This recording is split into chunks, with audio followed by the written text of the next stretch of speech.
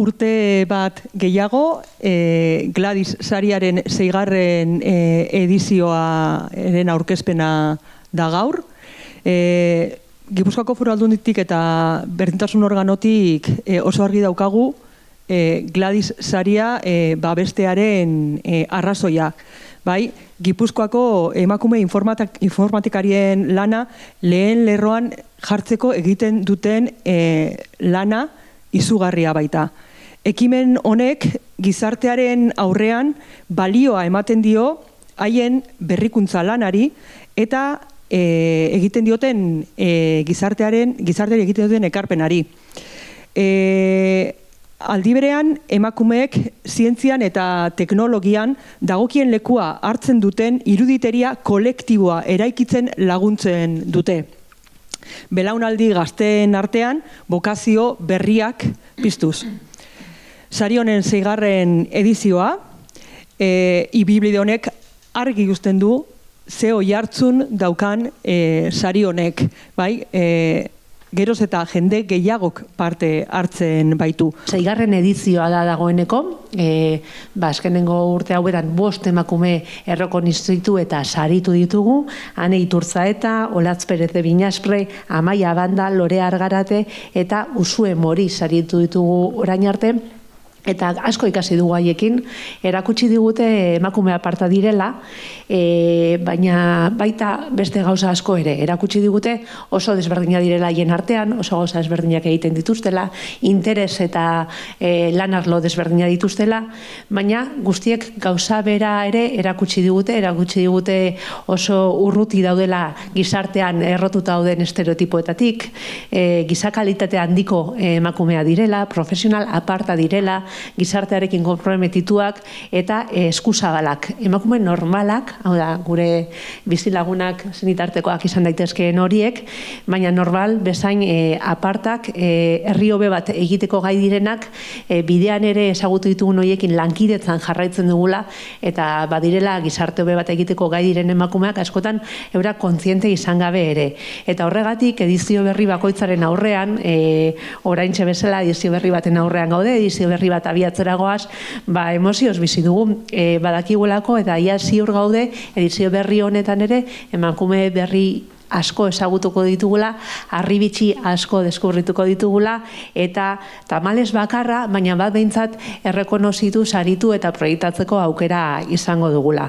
Izan ere nerak esan bezala gero eta hautagaitza gehiago jasotzen ditugu, gai gara batzuei ikusgarritasuna emoteko, espazioak okupatzen laguntzeko, eta erreferentzia sortu esezik, rolak indartzen laguntzeko, eta hori da bilatzen duguna, espazio horiek okupatzea eta erreferente horiek sortzea. Esan bezala, 6.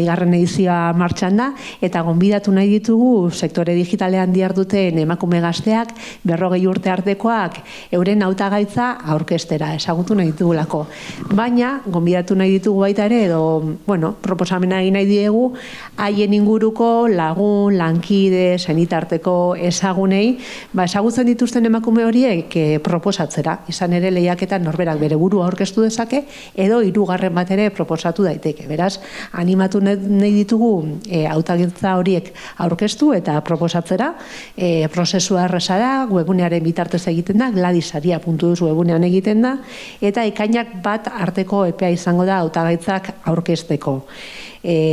Saria jasotze dutza aitortza handia da eta ikusgarritasun handia ematen du, eta uste dugu badela profesional baten ibilbidean bultzada handia, baina horrez gain diru sari bat ere badakar, 4.000 euroko diru saria, eta izan dadila hori ere motivaziorako motibo bat. Sari hau sortu genunean, guretzat inspiratzaile izan zen Gladys del Estal, eta berriro gogorarazi nahiko nuke nortzen, izan ere bera informatikaria zen, fakultatean ikasi zuen 3. promozioan, eta horrez gain ezagunagoa zen ekologista gisa eta aktivista gisa, analfabetismoaren aurka ere borroka egiten zuen, euskara ikasten ari zen, Eta, bueno, halako batean, 1979an poliziak hil zuen Tuteran, ez, protesta batean.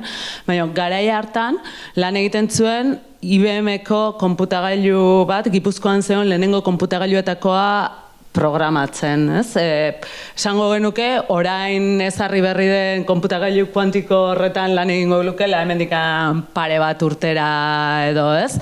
Beraz, inspiratzailea, ez? Eta gaur egungo neskatoek segurazki ez dute ezagutzen, ez? Adinagatik, baina bera izan zen gure inspirazio sari hau sortu genunean, eta espero dugu, Amaia, Uiane, Olatz, Amaia, Lorea eta Uxue, ez? Izango direla inspiratzaileak etorkizuneko emakume hoientzat guztientzat, ez? Loreak ondo azaldu duen bezala, emakume hoiek Gladysek zituen balio antzekoak dituzte, profil desberdinak izanagatik, ez? Balioetan denek bat egiten dute. Eta informatika fakultatean, eta, zuek guztiok ere, ez, hemen gauden guztiok, sinetsita gaude, eredu hauek ezinbestekoak direla, guztiok etorkizun hobeago bat izan dezagun. Ez, alegia, teknologia eta adimen artifiziala denetan dauden honetan, ez, sortzen, erabiliko ditugun sistema horiek sortzen, beharrezkoak ditugu emakumezkoak ere, tresna horiek ikuspuntu anitzetik sortu daitezen. Ez oso ikuspegi hartzitik eta denen onurarako izan daitezen. Eta hori horrela izan dadin, beharrezkoa da emakumeak ikasketa tekniko horiek burutzea. Zoritxarrez, esan behar dut, honetan lanean dihardugun arren, emaitzak ez direla egun batetik bestera ikusten, ez? Alegia, informatika ikasketetara edo adimen artifizialeko ikasketetara etortzen den emakume kopurua oraindik urria dela gizonezkoekin konparatuta, eta, sinetsita gaudela, 6. edizio honetaz gain, beste asko ere beharrezkoak izango direla erreferente horiek sortzen joateko, baina beste esparru batzutan eragina izan da bezala, honetan ere, honek eragin positiboa edukiko dugulakoan gaude. Beraz, eskerrik asko eta gazte teknologian aritzen zareten horiek guztioi, animatu, nik ere, zuen burua sari honetara aurkezteko, ze irrikitan gaude zuek ezagutzeko.